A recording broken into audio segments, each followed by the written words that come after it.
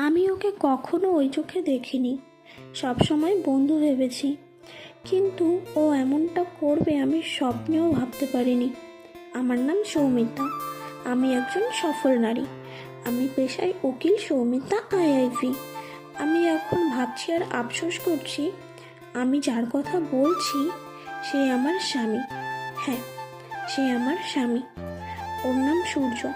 ওর বয়স 27 বছর আর আমার বয়স 26 বছর। আমরা ছোটবেলা থেকেই বন্ধু। সূর্য একটা ইঞ্জিনিয়ারিং কোম্পানির সিইও।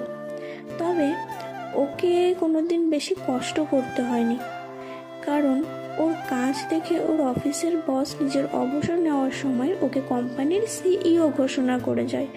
এতক্ষণ তোমরা যেটার জন্য অপেক্ষা করছো সেটা বলি। আমরা দুই বোন। আমার দিদির নাম সৌমি। আমরা মধ্যবিত্ত। আমরা হরিয়ানাতে থাকি। সূর্যের বাড়ি আমাদের বাড়ি থেকে প্রায় কিছুটা দূরে। সূর্যের বাবা ছিলেন টিচার।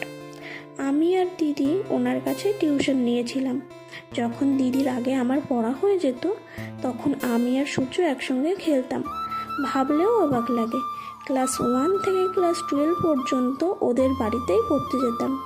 মাঝে অন্য কোথাও পড়েছিলাম, আবার ভাগ্য আমাদের দেখা করায়। মানে ওর বাবা আমার এক বান্ধবীর বাড়িতে পড়াতে যেত। কিভাবে জানি না আমার বাবার সঙ্গে ওর বাবার দেখা হয়। সালটা ছিল 2007 সাল।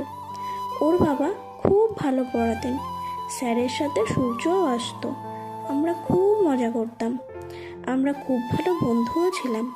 আমি ওকে বন্ধু মনে করতাম, কিন্তু ওর মনে ছিল অন্য কিছু। ও আমাকে ভালোবাসতো, কিন্তু আমি জানতাম না। ও কখনো আমার কাছে ওর মনের কথা প্রকাশ করেনি। হ্যাঁ, তোমাদের মনে হতে পারে যে ও যদি আমার সাথে খারাপ কাজ করেছে তাহলে আমি ওর নামে এত ভালো কথা কেন বলছি। আর কি করব বলো, হাজার হোক ও তো আমার স্বামী।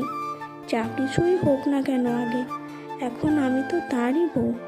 আর বউরা কি তার স্বামীর নামে খারাপ কিছু বলতে পারে না লিখতে পারে?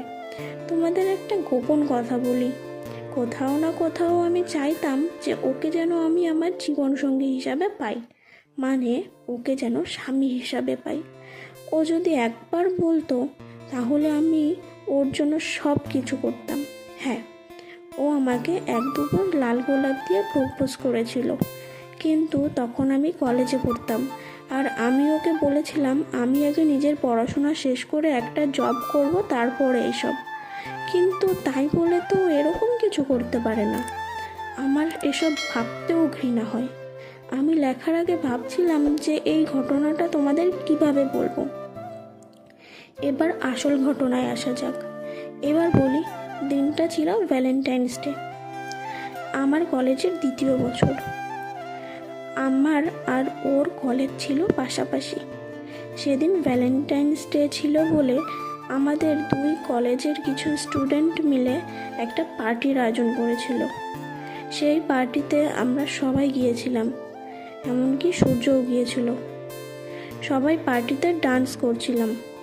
হঠাৎ করে কেউ একজন আমার জামায় ড্রিঙ্কস ঢেলে দেয়।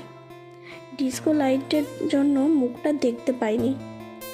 আমি চলে গেলাম জামাটা পরিষ্কার করতে।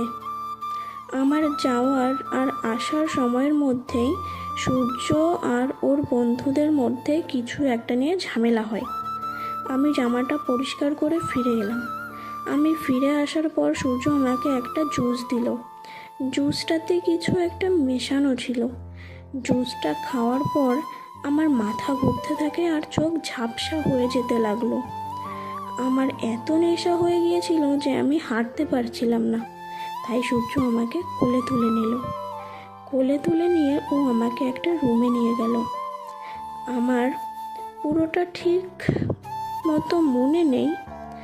আর বলল, আমি তোকে খুব ভালোবাসি, আমি তোকে আমার জীবন সঙ্গী করতে চাই, কিন্তু তুই তো ভালোভাবে মানবি না, তাই আমাকে এই কাজ করতে হচ্ছে।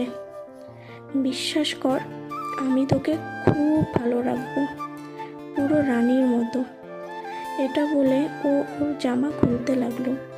সূর্য যৌন মিলনের চেষ্টা করতে লাগলো। আমি আমার পুরো শক্তি দিয়ে ওকে আটকানোর চেষ্টা করলাম, কিন্তু ওকে আটকাতে পারলাম না। সূর্য 2-3 ঘন্টা ধরে ও যা ইচ্ছে করলো আমার সাথে। আমি শত চেষ্টার পরেও ওকে আটকাতে পারলাম না। যেহেতু আমরা দুইজনে হোস্টেলে থাকতাম, তাই বাড়ির লোকের ভয় ছিল না। আমি ভেবেছিলাম কিছুই হবে না হয়তো। কিন্তু ওই ঘটনার 1.5 মাস পর হঠাৎ একদিন কলেজে আমি মাথা ঘুরে পড়ে যাই, আর সবাই মিলে আমাকে ডক্টরের কাছে নিয়ে গেল। আর আমি জানতে পারলাম যে আমি প্রেগনেন্ট। আমার বিশ্বাস হচ্ছিল না। আমি যেন আকাশ থেকে পড়লাম। কলেজের স্যার আমার বাড়ির লোককে খবর দেয় আর সবটা বলে দেয়। আমাকে বাড়ি ফিরিয়ে আনার পর সবাই আমাকে প্রশ্ন করতে লাগলো, এসব কি করে হলো, আর ছেলেটাই বাকে। আমার তো কিছুই মনে নেই ঠিক মতো, তাই আমি চুপ করে সব কিছু সয়ে গেলাম। আমার প্রেগনেন্সির খবরটা সূর্যও জানতে পারে, তাই ও খুব তাড়াতাড়ি আমার বাড়িতে এসে আমার বাড়ির লোককে বিয়ের জন্য রাজি করাতে লাগলো। প্রথমে আমার বাড়ির কেউ রাজি হচ্ছিল না। তারপর যখন জানতে পারলো যে ও একটা কোম্পানির সিইও, তখন রাজি হয়ে গেল। আমি তো এসব দেখে কিছুই বুঝতে পারছিলাম না যে সূর্য আমাকে কেন বিয়ে করতে চাইছে। বিয়ের পর ফুলশয্যার রাতে সূর্য আমাকে সব সত্যি কথা বলে দিল। আমি তো কথাগুলো শুনে অবাক, ওর দিকে তাকিয়েছিলাম অবাক হয়ে।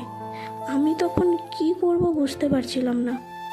এরই মধ্যে সূর্য লাইট অফ করে দিয়ে বলল, ঘুমিয়ে পড়ো, তোমার এখন রাত জাগা উচিত নয়। তারপর আমাকে জড়িয়ে ধরে ঠোঁটে চুমু খেয়ে বলল, আমি তোমাকে অনেক ভালোবাসি। তারপর ওর বুকের ওপর আমাকে মাথা রেখে ঘুমোতে বলল। তো বন্ধুরা, আমার গল্পটা কেমন লাগলো? আজকের গল্পটা ছিল এই পর্যন্ত। কেমন লাগলো কমেন্ট করো। আর হ্যাঁ,